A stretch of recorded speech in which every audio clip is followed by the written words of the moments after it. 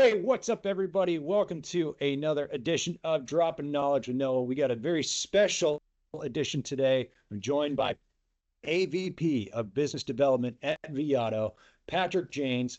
I've been lucky enough to attend multiple events with Patrick and see him speak. And really, if you want to know what's going on with inventory and how to master acquisition and inventory management, Patrick is your guy. So I'm really excited to have him join us today. Um, Really, we're going to just knock it out and get a bunch of questions to him, really kind of pick his brain. And let's just kind of start off here and tell us like what's give us one line of what an AVP of Business Development at vAuto actually does day to day.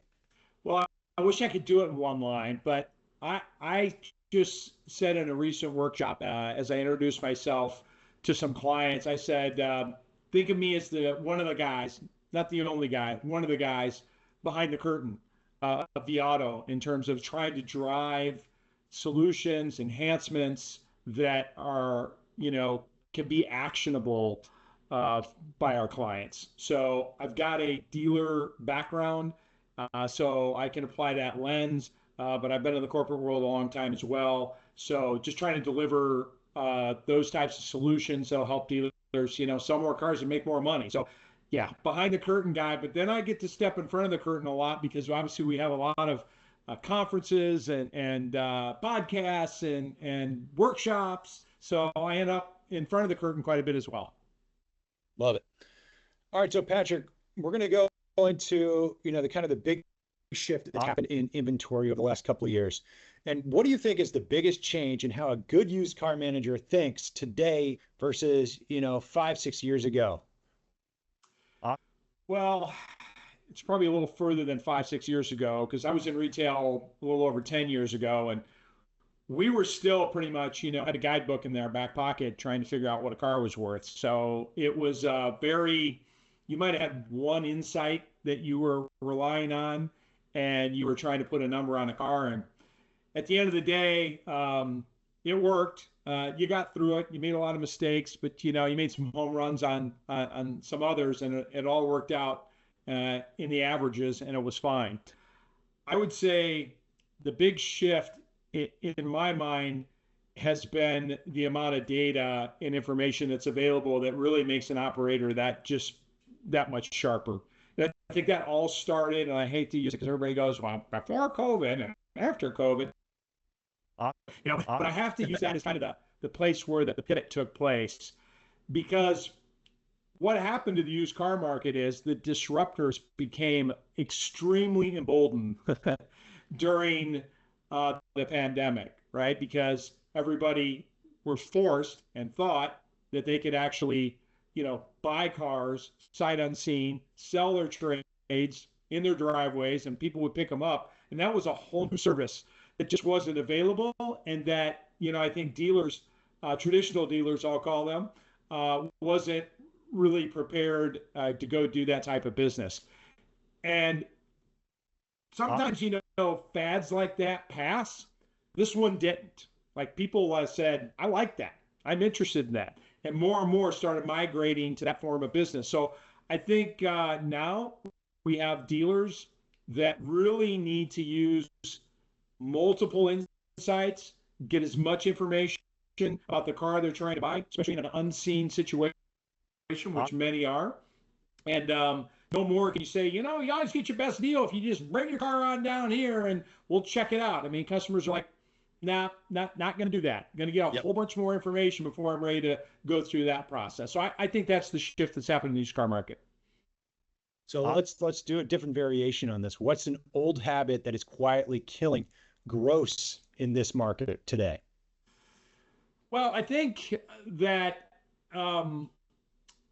in my day, when I was in retail, I even had an owner who was kind of mentoring me who believed that there was a butt for every seat. And that eventually that car will sell. And he'll show you a car that sat there for 90 days and we made $4,000 on it.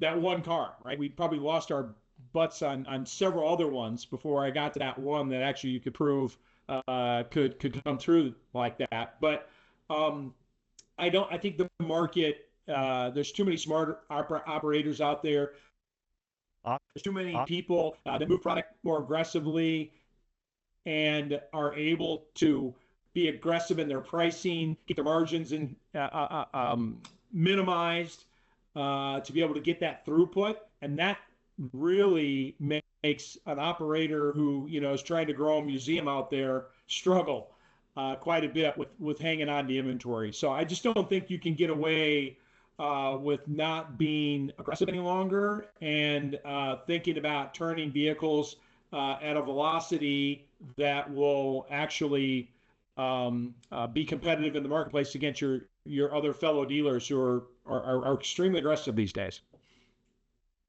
100%. So let's actually look at the kind of the state of the industry right now. So new day supply is around 80 and used is sitting in the 40s.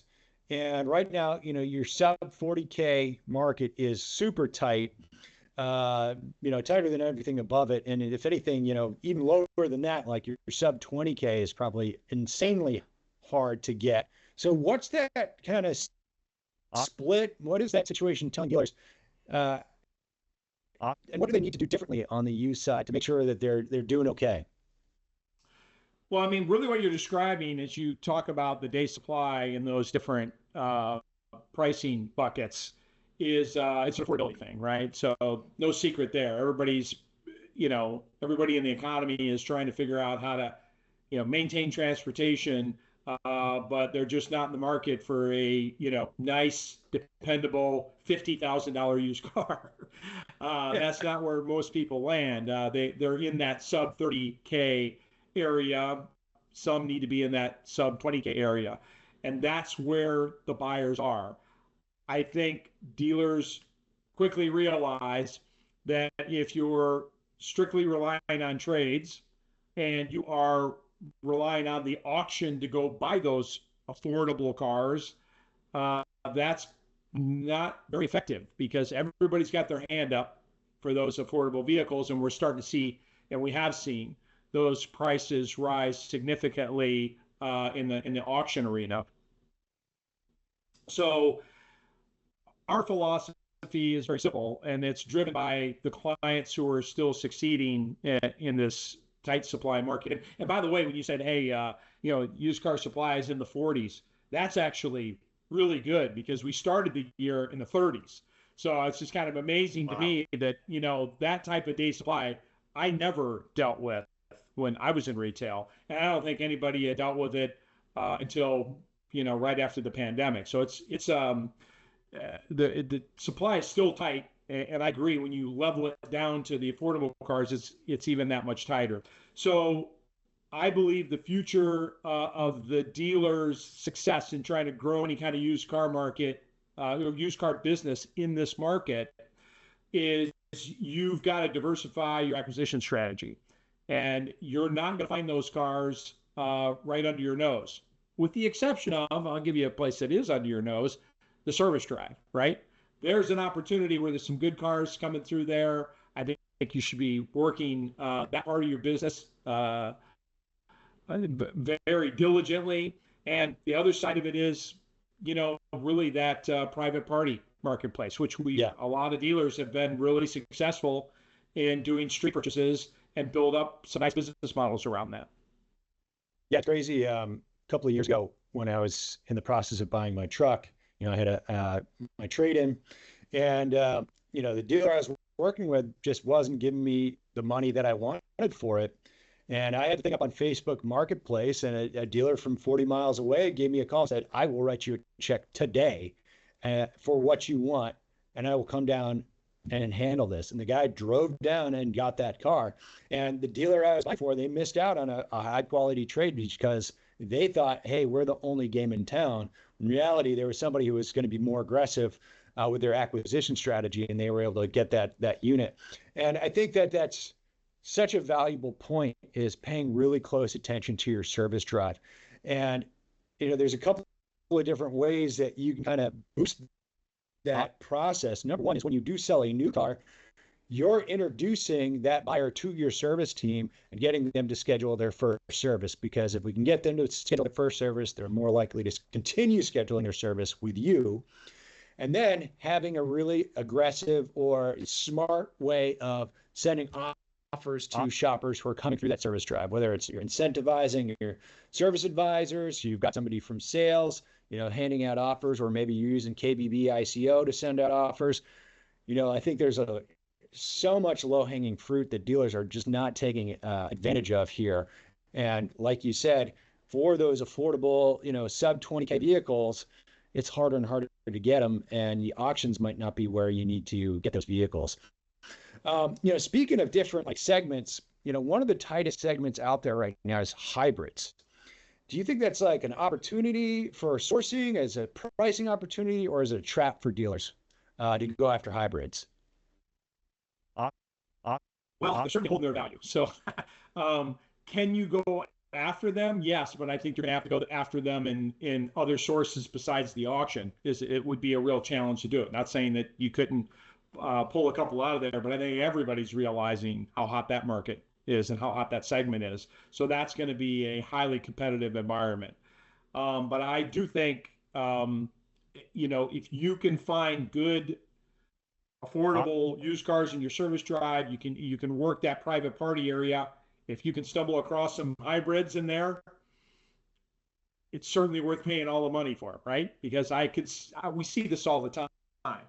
You got someone that'll go to the auction and they'll pay way over MMR average for a vehicle. Yet we'll look at an offer that they made, either in the service drive, private party, or even a trade-in, that's 10% less than what that amount was that they actually paid. So to me, I think staying on this idea of looking at the offers that you're making across your entire portfolio and type of vehicles that you're going after is a great process internally to the dealership. So we're constantly measuring, and I'm going to get on a little riff here, but it's worth it. We've been working really hard with dealers on looking at their appraisal process and identifying what we call sources, building that into their inventory management system. Where did that appraisal come from? What was the channel that it was coming out of? Was it a service vehicle? Was it a Facebook Marketplace vehicle? Was it a trade-in?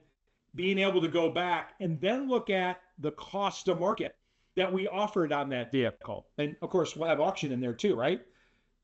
It's amazing what that will show you in terms of how your people in the dealership, the users of the software, the buyers at the auction, how they're going after vehicles and the prices they're willing to pay for vehicles in those different channels. You would think they should be fairly consistent, right? I mean, hey, if it's a great car, we should pay all the money for it, right? Not necessarily the case. If it's a great car, they pay all the money for it at auction, and then the car that came in as a trade-in, they tried to rip it, and they lost the deal and they lost the trade, and it was gone. So we have been spending a lot of time lately with dealers being able to use the system to be able to identify what's going on in their operation, to just make sure they're not missing these opportunities across all those different channels, and that they really know where they stand on something. And it's incredibly enlightening when you start getting that level of detail into your appraisal process. That's huge. Talking about how you're acquiring vehicles, how you're paying for them. I mean, where do you see dealers over-trusting their gut when the data says otherwise? And is there a situation where the reverse is true, where they're paying attention to the data a little too much, and they should have paid attention to their gut? Have you seen anything like that out there? Well, I always talk about this kind of generational shift that's happening anyways. There is a younger, more data reliant operator or user or used car manager or whatever role that's coming into the dealership, and they're very comfortable relying on data and analytics to be able to make a decision. I think some of those that rely on the gut, although some of them are still around, some are pretty accurate in their abilities. If I were an owner and I had that employee, I'd be figuring out really fast, who am I going to groom to replace that people? Because those people are normally, close to retirement. They're the ones that stood in the auction lane week in, week out, and they could tell you exactly what a car's worth, what it's for, what this particular condition might actually reduce the price by. But think about it. I mean, most of the auction activity today is all virtual, right? So that those people, we aren't even developing or creating those creatures that are out there looking at cars physically all the time. They're looking at data and information, condition reports, not the actual physical condition of the car in person. And so we need to create these people that rely on that anyway. So I'm not going to sit here and shame the guys that still use their gut, because they got pretty good instincts. Many of them know their market very, very well, and they can make good decisions. But I will tell you, the next generation coming in isn't going to have that ability. And you better find yourself someone who's very comfortable, and they're very comfortable with using multiple insights to be able to make decisions. Because go back to my day when we had the guidebook in your back pocket. Like I said, we did it, but we weren't very accurate. And you don't need to have that type of environment in today's market. 100%. I mean, it just makes me think of the movie Moneyball, where, everybody was going by their gut for recruiting prospects to the baseball teams. Then all of a sudden somebody actually was paying attention to the data, and they took a team that was at the bottom all the way to the top. So, I mean, that's kind of what we're doing right now in inventory. And that's really where it's going to go moving forward. And they didn't pay all the money for the players, remember? Yeah. I mean, it was like they were able to take a good team that filled in all the gaps and be able to really make good money, and did it very wisely and strategically, versus just saying, hey, I'm going to, get all the best cars, pay all the money for them, and then, see what happens. Which, again, the environment today, the competitive nature of things, there's multiple operators around you in dealerships that will outflank you in that situation. There's some really sharp guys in the used car business. I love it. So we got to talk about AI, because everybody's got to talk about AI. I mean, what's real in AI for inventory management today versus, what's hype? What are the real things that are adding value to your operators out there right now? I would say we have taken an approach in vAuto on AI, as we have taken a position where we're not going to replace critical thinking. We want to provide as many insights quickly, and the speed with which we can do that and the insights that we can provide is so much faster than it was before. That's the beautiful thing about AI. I'll give you an example. We have this new feature called Common Problems, right? Which is essentially looking at all the consumer forums and all the little symptoms that they had on their cars that turned into really big problems. And so if I'm an appraiser, I click on Common Problems, and it's an off-brand that I'm not used to. It might give me something to look for when I walk out to the car, a symptom that could really lead to a big problem. What I've been amazed is that I'm seeing dealers actually use that printout on the Common Problems, they'll print it out and show it to the customer and say, hey, have you ever noticed this blue puff of smoke, that comes out when you do this or whatever? Which you think about it, and they, of course, they might say, oh no, never had that problem. But you are planting a seed with the customer that their car isn't perfect, right? And that at that you're making mileage, these are all the forums from Reddit and all these areas where people have had these problems. And quite honestly, they may know that is the problem with the car because they may have read those forums, or they could have been on those forums. But at the end of the day, you're starting to get them to be a little more realistic about the value of that car, rather than saying, oh, this is a cream puff, never had a problem with it, and you should pay me all the money for it. So I think those are some cool things that are happening that's driven by AI. And I think being able to get to more insights faster to make better decisions helps a lot. The other areas that we've put a lot of AI in is really to reduce the redundancy of tasks, right? That's a no-brainer. Everybody's struggling with human capital availability, and everyone wants to do more with less. AI should help people do that. So wherever we find an opportunity to make something faster, more efficient, so that they can do more things during the day or do something that they don't get done. Vehicle descriptions are a great one, right? I mean, I don't know how many dealers I used to call out as a vAuto performance manager that, you know, put 3, 4, or 5 little words, into the description, just didn't have time to mess with it, and really didn't put a whole lot of effort into it. Yet today, that could drive, and you know this better than me because you're an expert in this, that could drive how well that car is presented on the internet. Yep. Even though people may not be reading descriptions, but we know the internet's reading the description, if you will, to be able to create relevance in that. So those are things that people just didn't do. If we can automate that, make it faster and more efficient for dealers, then they get that task done, which they know they should do. But AI helps them accomplish that with less human capital. And that's where we've been digging in with a lot of features along those lines. That's awesome. All right. We're just about at time. I got one last question. Parting thought. If a dealer's going to do one thing to their inventory process for the next 90 days, what should it be? Okay. We have a whole workshop on this. We're on the road for 5 workshops between now and November. We're calling it the vAuto Summit. And we have a whole breakout session on this one particular thing. And I think this is, it may seem simple, but I don't think anybody's ever measured their process this way historically. And that is, everybody has always been enamored with what they call look to book. How many appraisals did I do? How many did I bring in to the dealership as trades?